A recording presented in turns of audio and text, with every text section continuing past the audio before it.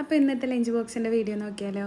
അപ്പോൾ ഞാൻ ആദ്യം കുറച്ച് വെള്ളക്കടല ഉപ്പും മഞ്ഞളും ഇട്ട് കുക്കറിൽ വേവിക്കാൻ വെച്ചു. അതിന് ശേഷം കുറച്ച് ഗോതമ്പ് മാവെടുത്ത് അതിലേക്ക് ഉപ്പും വെളിച്ചെണ്ണയും പിന്നെ കുറച്ച് വെള്ളം ഒഴിച്ച് നമ്മൾ ചപ്പാത്തി മാവ് പോലെ കുഴച്ചെടുത്തു.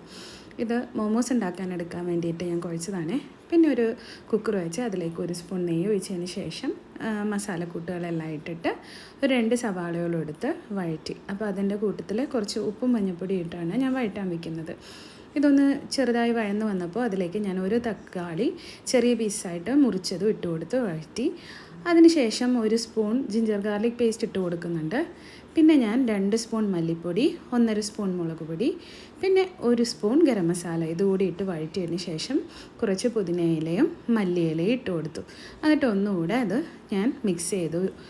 പിന്നെ ഞാൻ ചെയ്തത് എന്താണെന്ന് വെച്ചാൽ ഒരു കപ്പ് അരിയാണ് ഞാൻ എടുത്തത്. അതിന് 1.5 കപ്പ് വെള്ളം ഒഴിച്ചു. പിന്നെ വേവിച്ച് വെച്ച കടലയും കൂടി അതിലേക്കിട്ട് അരിയും ഇട്ട് അടച്ച് ഒറ്റ വിസിൽ വേവിച്ചെടുത്തു. അപ്പോൾ നമ്മുടെ റൈസ് റെഡി ആയിട്ടുണ്ട്. ഇനി മോമോസിൻ്റെ ഫില്ലിങ്ങിനായിട്ട് പാനിൽ വെളിച്ചെണ്ണ ഒഴിച്ച് അതിലേക്ക് ഞാൻ വെളുത്തുള്ളി കുത്തിയരിഞ്ഞതും സവാള ഇട്ട് ആദ്യം വഴറ്റി, പിന്നെ ഒരു ക്യാരറ്റ് കുത്തിയരിഞ്ഞത് ഇട്ടു, പിന്നെ കുറച്ച് ക്യാബേജ് കുത്തിയരിഞ്ഞതും ക്യാപ്സിക്കവും ഒരു പച്ചമുളക് അരിഞ്ഞതും കൂടി ഇട്ടിട്ട് കുറച്ച് ഉപ്പും കുരുമുളക് പൊടി ഇട്ട് ഇതൊന്ന് വേവിച്ചെടുത്തു.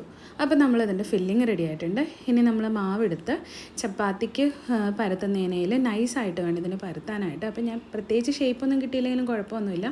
അത്യാവശ്യം നല്ല കട്ടി കുറച്ച് പരത്തിയെടുത്തിട്ട് ഇങ്ങനെ ഒരു ഗ്ലാസ്സാണ് ഞാൻ ഉപയോഗിച്ചത്, എടുത്ത് മുറിച്ചു. പിന്നെ എനിക്ക് വലിയ കാര്യമായിട്ടൊന്നും ഇത് മോമോസിൻ്റെ ഷേപ്പിലൊന്നും ചെയ്യാനൊന്നും അറിയില്ല. എന്നാലും എനിക്ക് അറിയാവുന്ന പോലെയൊക്കെ ഞാനത് ഫില്ല് ചെയ്തു. ഈ ഒരു ഷേപ്പിലാണ് ഞാനെല്ലാം ഫില്ല് ചെയ്ത് വെച്ചത്. അതിന് ശേഷം ഞാനൊരു പാത്രത്തിലാക്കി ഇഡ്ഡലി ചെമ്പിൽ വേവിക്കാൻ വെക്കുകയാണ്. ഒരു 10 മിനിറ്റ് അതിലൊന്ന് വെന്തപ്പോഴേക്കും നമ്മുടെ മോമോസ് റെഡി ആയിട്ടുണ്ട്. ഗോതമ്പ് മാവിലാണ് ഞാനിത് ഉണ്ടാക്കിയത്.